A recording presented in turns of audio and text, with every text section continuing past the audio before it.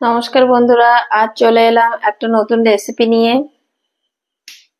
আজ বসেছি বাঁধাকপি আর সঙ্গে থাকছে পনির। এই পনির আর বাঁধাকপি দিয়ে আজকে একটা নতুন নিরামিষ রেসিপি করে দেখাবো। তাই কিভাবে বানাচ্ছি সম্পূর্ণ ভিডিওটা একটু সময় নিয়ে দেখতে থাকুন। প্রথমে পনিরটাকে আমি এরকম চৌকো চৌকো করে কেটে নেব।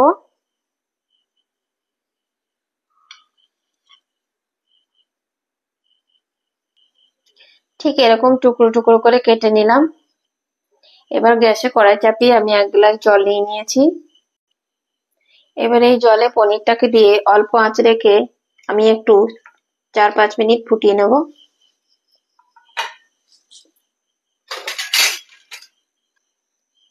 পনিরটাকে একটু গরম জলে দিয়ে নিলে পনিরটা সুন্দর নরম হয়। তো অবশ্যই একটু এরকম ভাবে গরম জলে দিয়ে নিতে হবে। পনিরটা চাপিয়ে দিয়ে আমি এই ফাঁকে বাঁধাকপিটা কেটে নেব। বাঁধাকপিটাকে টুকরো করে কেটে আমি এবার এর গা থেকে সবগুলো ছাড়িয়ে নেব।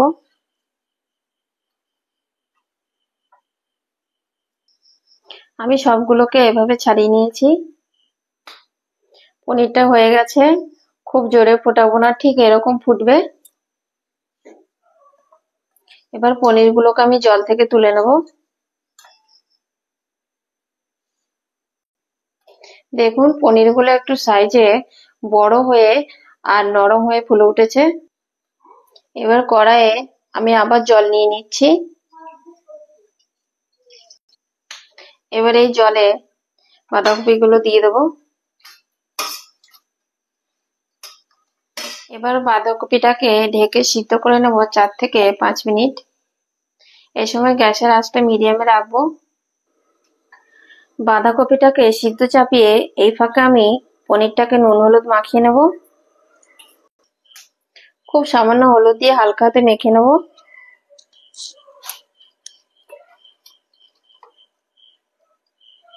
দেখুন বাঁধাকপিগুলো সুন্দর সেদ্ধ হয়েছে। আমি এভাবে ছাঁকনি করে তুলে ঠান্ডা জলের মধ্যে দিয়ে নেব।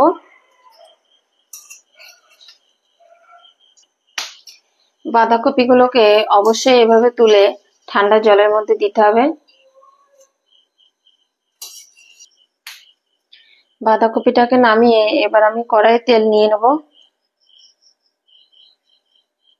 তেল গরম হয়ে গেছে। এবার আমি পনিরটাকে হালকা করে একটু ভেজে নেব।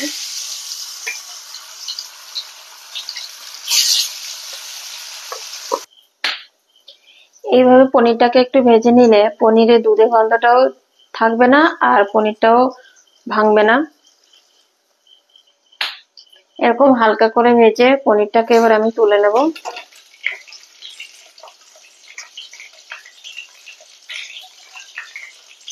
এবার ঠান্ডা জল থেকে তুলে বাঁধাকপিগুলোকে আমি একটা পেস্ট করে নেব।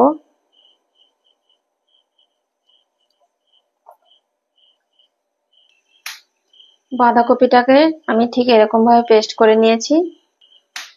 আর একটা মিডিয়াম সাইজের টমেটো পেস্ট করে নিলাম। আর এখানে আছে 1/2 ইঞ্চি মতো আদা। আদাটাকেও আমি পেস্ট করে নিয়েছি। আর অল্প গাজর দেবো, তাই গাজরটাকে আমি স্লাইস করে নিয়েছি। আপনারা গাজর নাও দিতে পারেন, তাও খেতে ভালো লাগবে। আমি গাজরটাকে দেখতে ভালো লাগার জন্য দিয়েছি।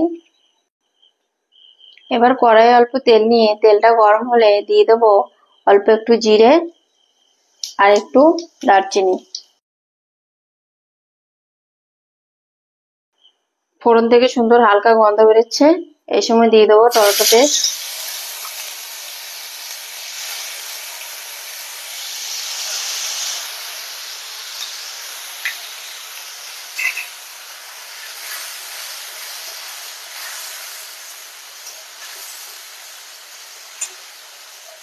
টমেটোটাকে 1 মিনিট নাড়াচাড়া করে এবার আমি বাঁধাকপিটাকে দিয়ে দেবো।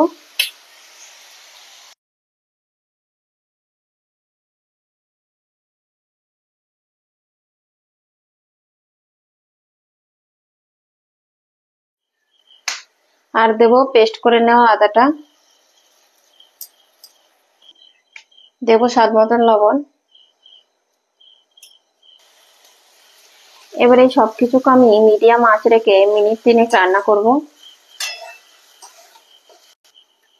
3 মিনিট হয়ে গেছে। এবার গ্যাসের ফ্লেমটা কমিয়ে দিয়ে আমি কিছু এখানে গুঁড়ো মশলা দেব পরিমাণ মতো হলুদ গুঁড়ো, আর দেব ধনের গুঁড়ো, আর দেব জিরের গুঁড়ো, আর এর মধ্যে অল্প পরিমাণে দেব সবজি মশলা। এর মধ্যে ঝালের জন্য দিচ্ছি শুকনো লঙ্কার গুঁড়ো, দেব কাশ্মীরি লঙ্কার গুঁড়ো। এবার স্লাইস করা গাজরটা দিয়ে দেব। এবার এই সবকিছুকে আমি 4-5 মিনিট একটু অল্প আঁচে রান্না করব।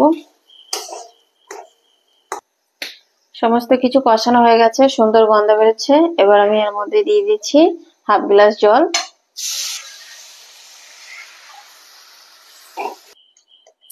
আমি এর মধ্যে খুব বেশি জল দেব না, গ্রেভিটা মাখা মাখা হবে। এবার এই গ্রেভির মধ্যে দিয়ে দেবো অল্প কসুরি মেথি। এবার আমি গ্রেভিটাকে ফুটে ওঠার অপেক্ষা করব। এই সময় লবণটাকে চেক করে নেব। লবণটা একটু কম আছে, তাই অল্প লবণ দিয়ে দিচ্ছি।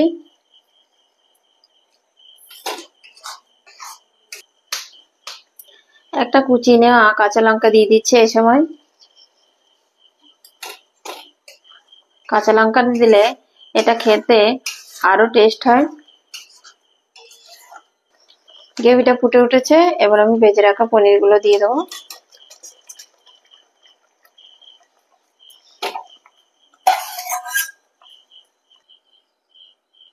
পনিরটা দিয়ে আমি এটাকে অল্প আঁচে রেখে 4-5 মিনিট একটু রান্না করব। পালং পনির তো অনেক খেয়েছেন, এইভাবে একবার বাঁধাকপি দিয়ে পনির রান্না করে দেখবেন, খেতে দারুণ লাগবে। এইভাবে একবার কাউকে রান্না করে খাওয়ালে সে আপনাকে এই রেসিপিটি বারবার বানাতে বলবে। আপনাদের এই রেসিপিটি কেমন লাগলো অবশ্যই কমেন্ট করে জানাবেন। কালকে আসছে আরো একটি নতুন ভিডিও নিয়ে, তাই আমার অল্প জানি চ্যানেলের সকল ভিডিওগুলি একটু সময় নিয়ে দেখতে থাকুন। নামানোর আগে দিয়ে দেবো অল্প চিনি। এই চিনিটা দিলে এই পনিরের টেস্টটা আরো বেড়ে যায়। চিনিটা দিয়ে আরো 2 মিনিট নেড়ে রান্না করে আমি নামিয়ে নেব। বাঁধাকপি পনির হয়ে গেছে। নামানোর আগে ওপরে একটু গরম মশলা দিয়ে নামিয়ে নেব। খুব সহজে এই বাঁধাকপি পনির বানিয়ে গরম গরম রুটি বা লুচির সঙ্গে পরিবেশন করুন। খেতে অন্যরকমই টেস্ট লাগবে, আর আপনার সুনাম করতে কারো মুখেই আটকাবে না। কালার যেমন হয়েছে আর খেতেও তেমনই টেস্টি হবে।